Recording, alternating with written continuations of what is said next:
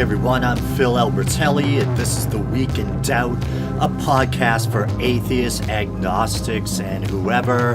And was this episode 296, I believe. Just thought I'd shake up the intro there. That's actually Zuzu Fang's cover of The Cure's Fascination Street off of the tribute album Perfect as Cats. I know I'm not supposed to be playing copyrighted music, but I figure if I do, the least I can do is give the artist some credit. So that's Zuzu Fang, not Pazuzu Fang, which would also be an awesome band name. Anyway, before we start, I'd like to kind of give a shout out. I noticed on the Week in Doubt Patreon page that a couple of people actually edited their pledges and raised the amount. Usually I wouldn't hesitate to give a person a Patreon shout out by name, but I don't know if people necessarily want me to get into how much they're giving or whatever. But I did notice that, and thanks guys, it is greatly appreciated. And speaking of Patreon, I recently released another episode of the so-called not-so-secret show, the bonus show that's for Patreon supporters only. Once in a while I might give everyone a kind of, a free preview or whatever, but for the most part, that's content that's only for Patreon supporters. And in the most recent episode, let's see, what do I go over? I kind of give my thoughts on realizing that I've been doing this show since 2012, and I can't believe how quickly time has gone by. I also discuss a very strange dream I had regarding the podcast. And what else was there? Oh yeah, I also talk about dieting. I know, kind of a strange topic. Not in general, but for me to be talking about, whether it be on the main show or the bonus show.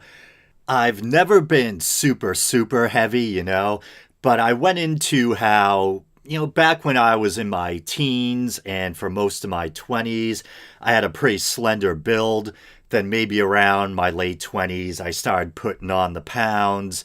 And you guys know how I've been on antidepressants for years and years now for my migraines and, yes, also for depression, but primarily for the migraines. It's a serotonin thing. But anyway, and when I had my last physical, my doctor noticed that I put on a little more weight over the past year, and she thought it may have had something to do with upping the dose of my antidepressant, because my migraines have been kind of cutting through the antidepressant, and they thought I was building a tolerance, so they jacked up the dosage. And I guess antidepressants are kind of notorious for putting weight on people for some reason. Probably depends on the specific antidepressant or whatever. But yeah, so what was it? A couple of years ago, I probably got up to like 230 something. Got down to about 200, started getting back up to around 208 or 210. Then I think within this past month, I got myself down to actually this morning, I was 193. And I'm going to try to get down to at least 180, but maybe in the 170s. I think according to the body mass index, and I went into a discussion of how, the BMI isn't necessarily perfect. It doesn't take into consideration differences in muscle mass between individuals, etc. But I think it is a good kind of rough, it does give you a good kind of rough idea about where you should be. And on the body mass index, someone my height should be around 170 or 174 or something. So, fingers crossed, we'll see how it goes. As a skeptic, am I allowed to say fingers crossed? Figure of speech, people. Anyway. Okay, so if you haven't noticed already, this is going to be one of those unscripted episodes, and I'll probably just riff on some news stories or whatever. Okay, so firstly, I just wanted to quickly talk about some off-topic stories that kind of caught my interest. So firstly, I wanted to talk about the Alex Jones situation, and you've probably all heard about this unless you're living in a cave in Fallujah or something. Conspiracy theorist and talk show host, radio show host Alex Jones got banned across a number of platforms within a small window of time. A number of these big platforms all around the same time decided to ditch him. Apple pulled his podcast from the iTunes store. YouTube pulled the plug on him, and I think Alex Jones had a number of YouTube channels. So I don't know if every channel affiliated with him also got the plug pulled or what. But at least his main channels, I think, got shut down. And if I'm not mistaken, I think Facebook shut him down too. And Twitter at first actually refrained from kind of dogpiling and terminating his account. But I think the head of Twitter, is it Jack Dorsey? Is that his name? Came forward and said they were giving Alex Jones a quote unquote timeout. That they're not necessarily permanently kicking him off the platform, but giving him a timeout like a disruptive toddler or something. And so I definitely have mixed feelings about this whole thing. And there's so many different angles to, approach it from. And I'll probably save the free speech angle for last and just kind of offer up my personal feelings about this to start. Now, you would think that as a skeptic, as someone who really values critical thinking, empirical evidence, facts, that I should be jumping for joy that Alex Jones, got deplatformed or whatever, and not as many people are going to be able to easily access his daily torrent of bullshit or whatever. But on a personal level, on a selfish level, I was actually kind of saddened by the whole thing because Alex Jones has provided me with so much joy because I just love weird, lurid shit. Even though I don't believe in conspiracy theories, I've actually tried to debunk certain conspiracy theories on the show. Just as entertainment, I love watching people like David Icke, love watching InfoWars, and I don't know what it is. Alex Jones doesn't really talk about the reptilians or the lizard people. That's David Icke's thing. But obviously, Alex Jones talks about all sorts of crazy conspiracy stuff. And just the lurid subject matter, his over-the-top demeanor. I mean, the guy is like a one-man show. He's just fantastic to watch.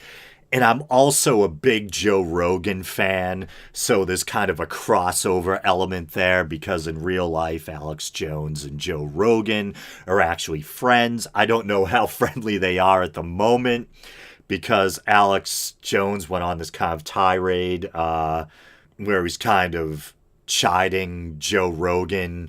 And Joe Rogan has been kind of outspoken regarding some of the really kind of over-the-line stuff with Alex Jones, like his claims about the Sandy Hook massacre being faked and, involving crisis actors, etc.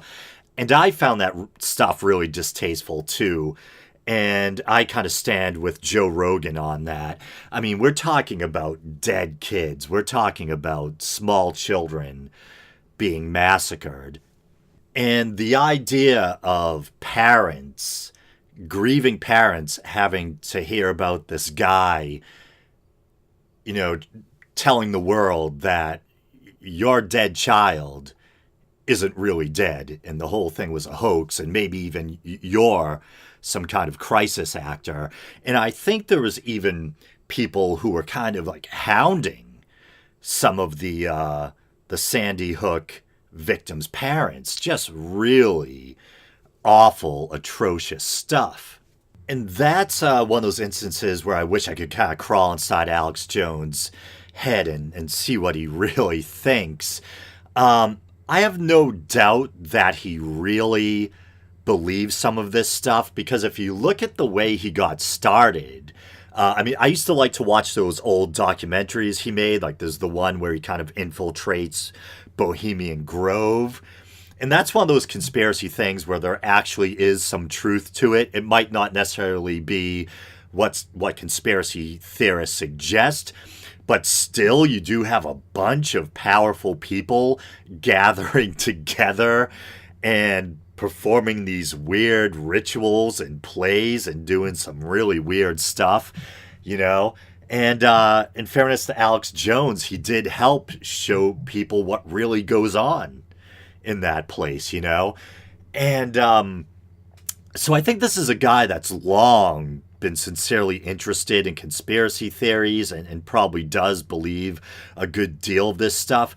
But how much of it is him hamming it up for the camera, for the audience?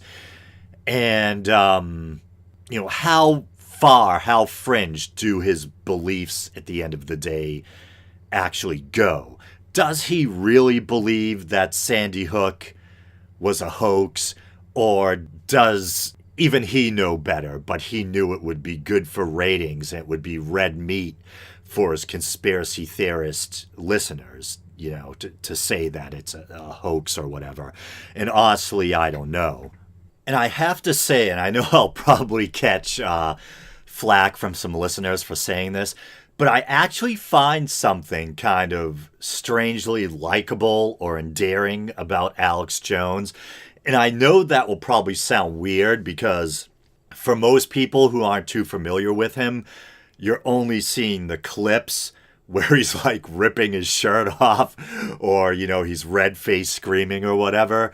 And usually when people espouse beliefs that are kind of, diametrically opposed to my own, when they're, fundamentalist Christian pastors talking about killing gays or whatever it is, these are usually people that are very easy to dislike, these kind of crotchety old bigots or whatever.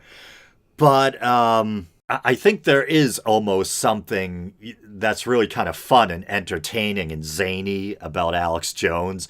Like, I can see why Joe Rogan likes him, and he seems like the type of crazy guy that I'd go out and do some shots with with Alex Jones, And I think there's a lot of other people out there who, a lot of other skeptics, etc., who feel the same way, who really, don't believe a goddamn thing that comes out of his mouth, but just find him really entertaining to watch. I think even Kyle Kalinske was saying the same thing. But if we get serious and ask, okay, is he doing any real harm? And I would say that in a way he certainly is.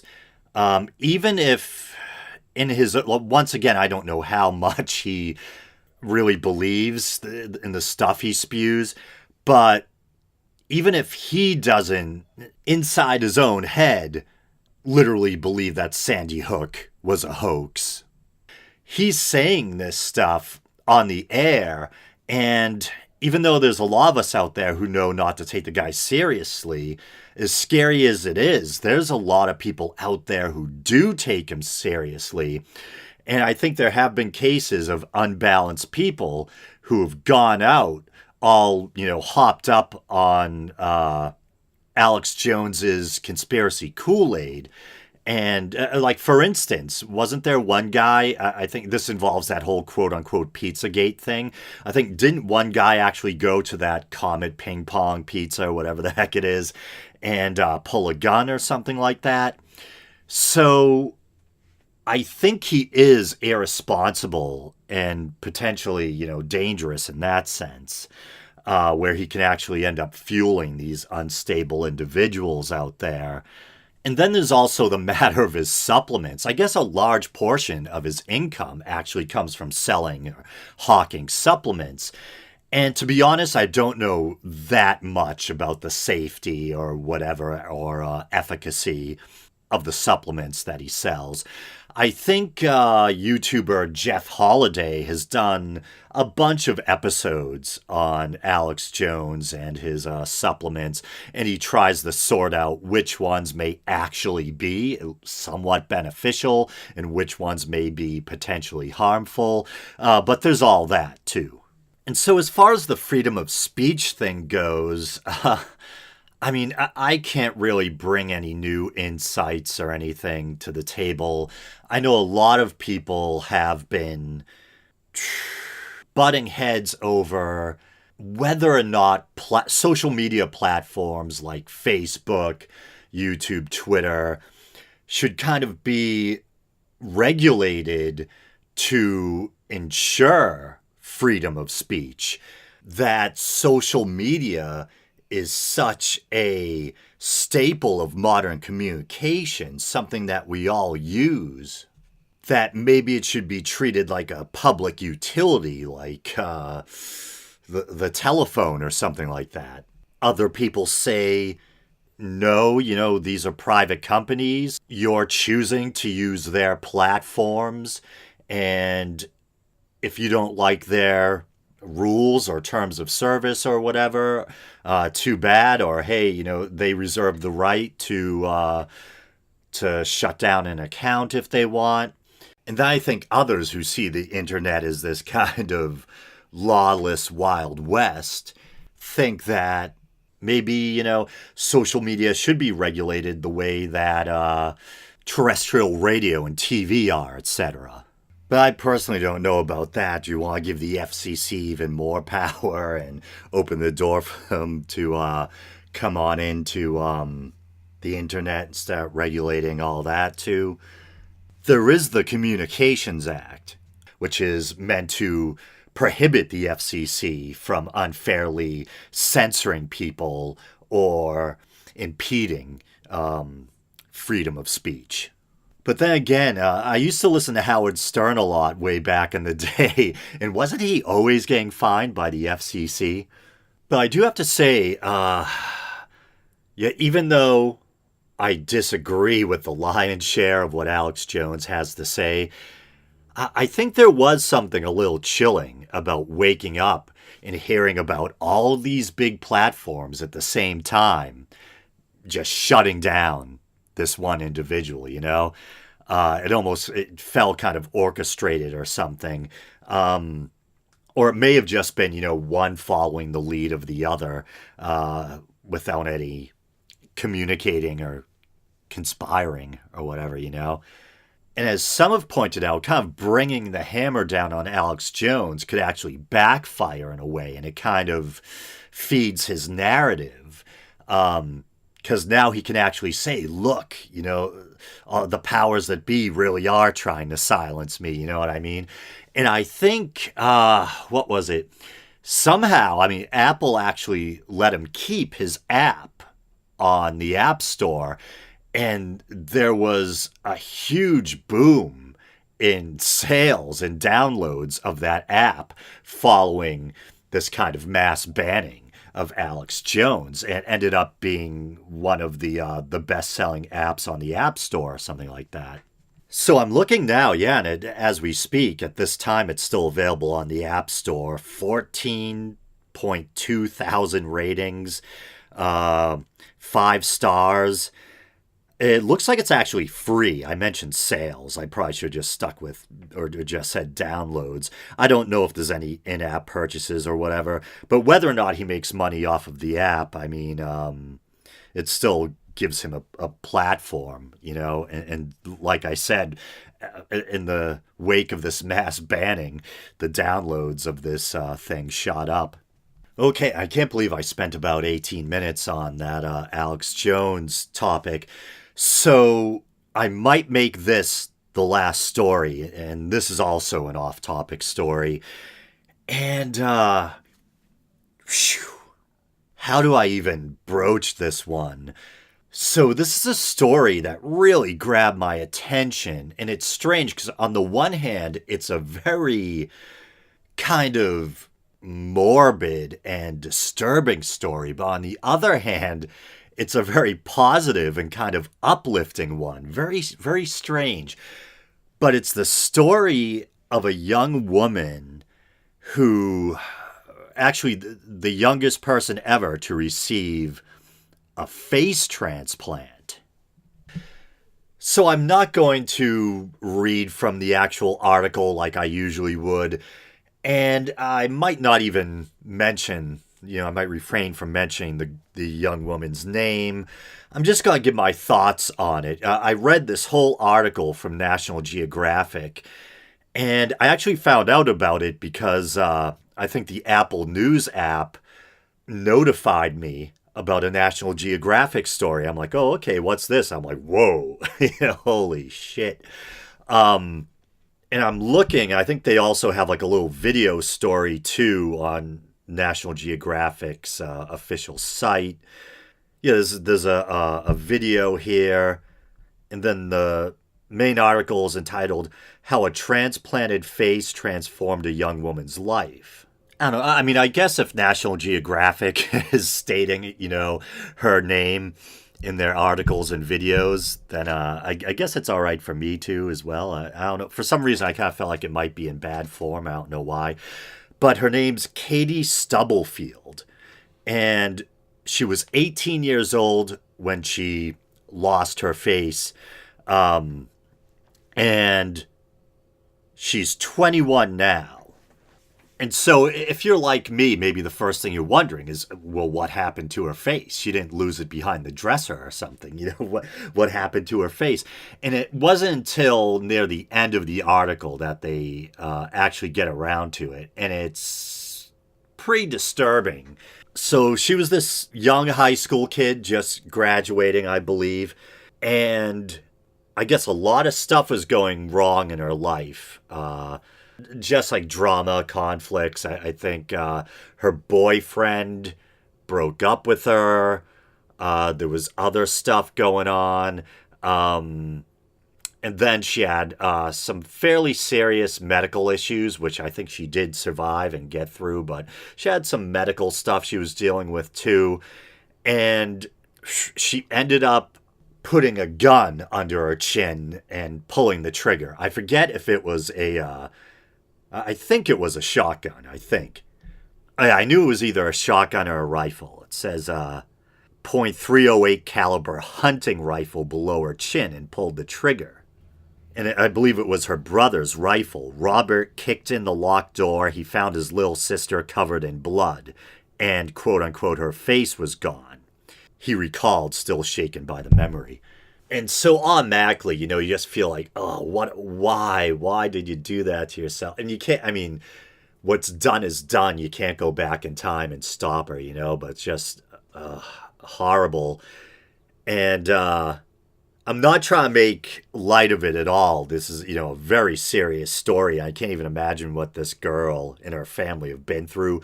But for some reason, I thought of, I'm a fan of the show and the graphic novel Preacher, and it made me think of Eugene or whatever.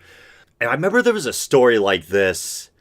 I think I was just a little kid at the time. And it was during that kind of satanic panic, backwards masking mania, whatever. I think there was a couple of teenagers who tried to commit suicide while listening to Judas Priest, supposedly, and the Christian right and everything tried to blame Judas Priest and make accusations about backwards masking, etc. But I think at least one of the kids survived. Was it one or two? I don't know. Completely unscripted and off the cuff here. And I remember seeing the image as a kid, and it was really disturbing. Basically, blew his face off, but survived. And this is another one of those moments where I'm going to try not to sound like ignorant or sexist or whatever, or make it sound like somehow attractive people are more valuable. Because whenever like a young pretty person dies or whatever, we always go, oh, such a waste. What a beautiful girl, or whatever, as if she had been average or not as easy on the eyes or whatever, it wouldn't be as big of a loss, you know what I mean? But we do seem to have that kind of tendency when it's a very aesthetically pleasing, a very attractive person. We talk about it, what a waste, such a beautiful person, And I think it goes to, well, I think unfairly in this society, we do place an undue amount of value on appearance and looks. And we know there's a lot more to people than that. And we know people who aren't necessarily beautiful or attractive in some classic sense are still important and still can contribute a great amount to society.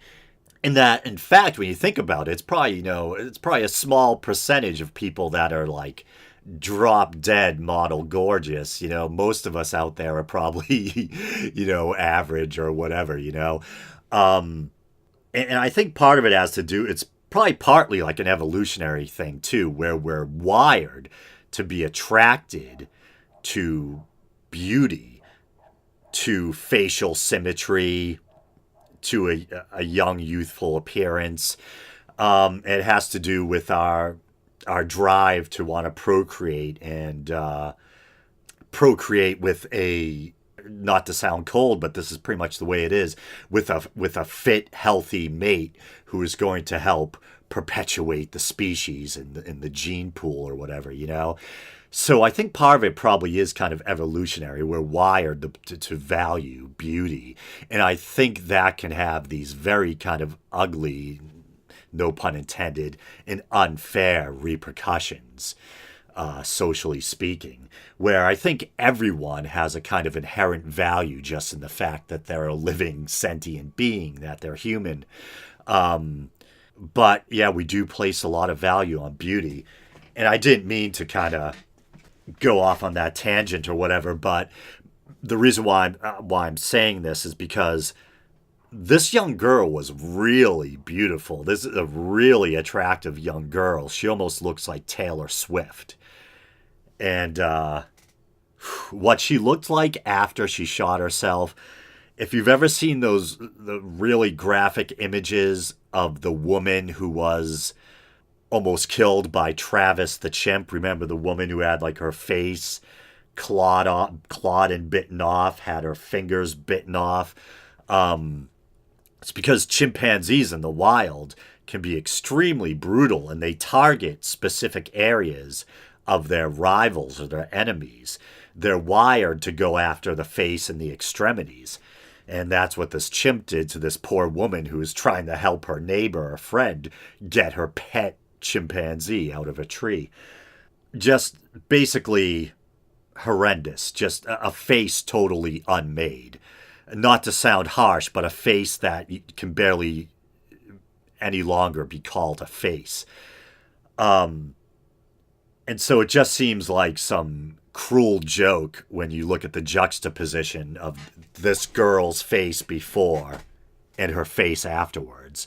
And then the transplanted face came from, I believe the quote-unquote donor was a 31-year-old woman who had passed away.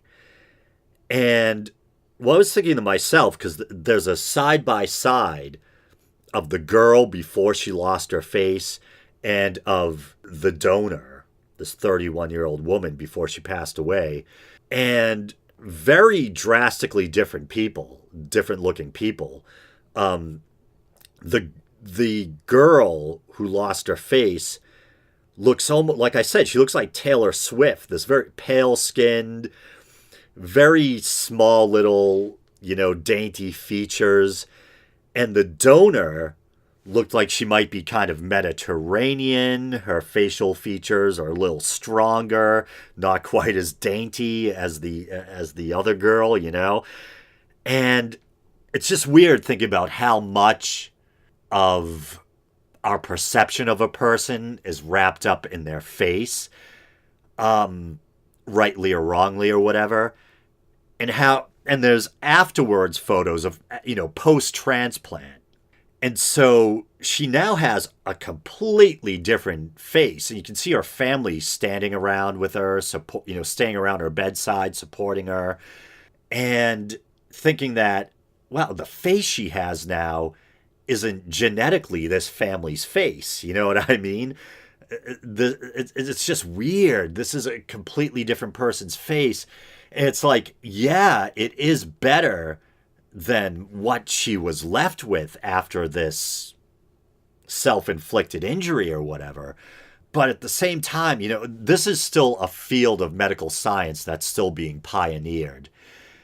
And if you've seen other examples of face transplant stories, the face never quite looks exactly like the face of the donor. You know what I mean? Because you're taking someone's face and trying to graft it onto a recipient's body. And like I said, this is technology that's still being pioneered. So it ain't exactly perfect. So something still looks kind of off. There's kind of like an uncanny valley thing going on. And so on the one hand, I'm saying like, yeah, this is a very kind of morbid and disturbing story.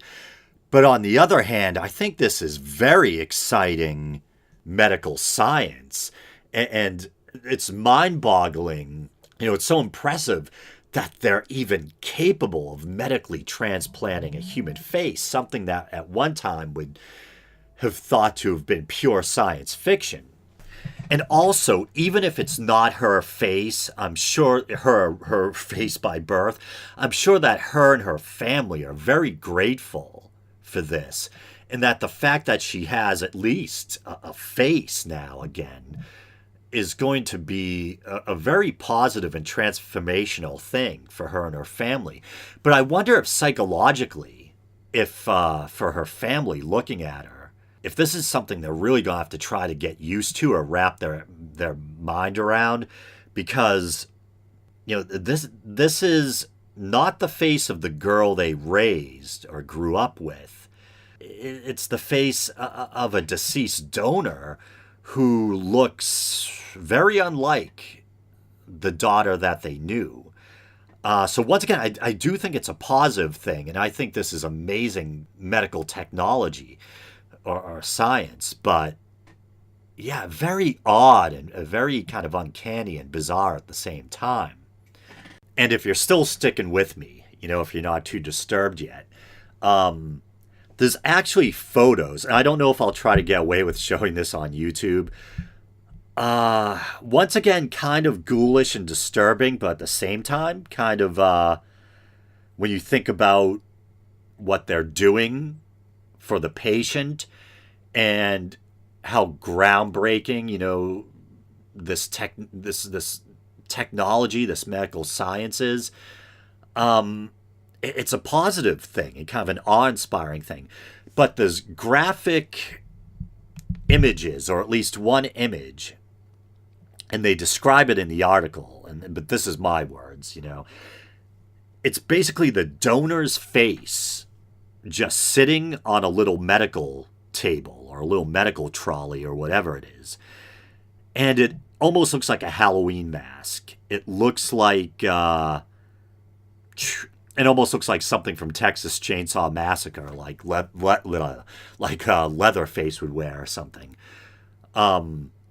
It's a human face sitting on a table on some kind of sterile cloth or something, And as the author of the article described it, it almost looks like the mouth is saying, oh, and the eyes, there's no eyes, so it looks like a mask. Look like they're just staring out blankly.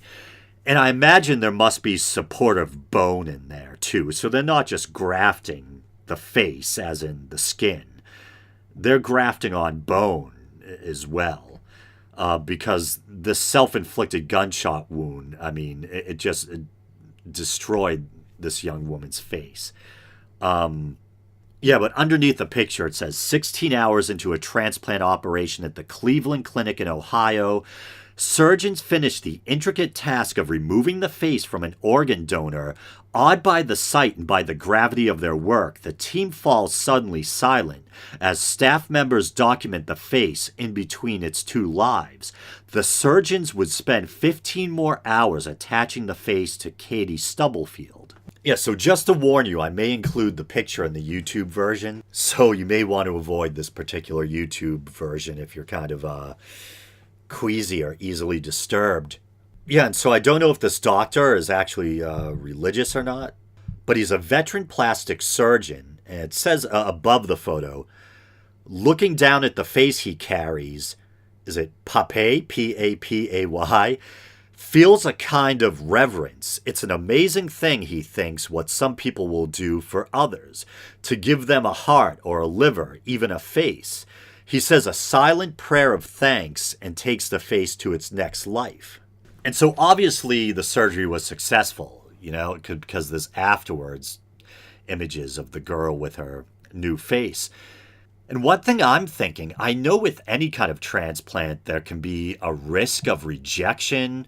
Sometimes patients will have to stay on anti-rejection medications for the rest of their lives, sometimes, I believe. So I'm wondering what the case is with a face transplant. I wonder what the risk of rejection is. I don't know, but it's just crazy. So a kind of rare story in the sense that it's both disturbing and inspiring at the same time. And it had me thinking about how wonderfully ghoulish, medical science is sometimes. When we have this image of a human face sitting on a table, which is one of the most ghoulish things you can think of, and yet it's for a very positive purpose. But on that heavy note, man, I guess I'll call it a wrap before editing. This episode's almost 40 minutes long. So you may not want to donate or help me out after being subjected to that story and the grisly details. But you know the drill, Facebook, Twitter, YouTube. If you want to help the show out monetarily, you can do so by using the PayPal widget at the bottom of the Podbean page. There's all that alliteration.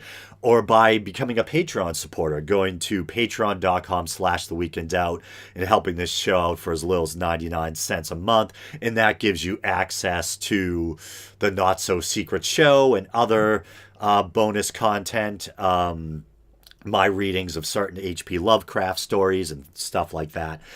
All right, brothers and sisters, hopefully things will be a little lighter next week. Until then, thanks.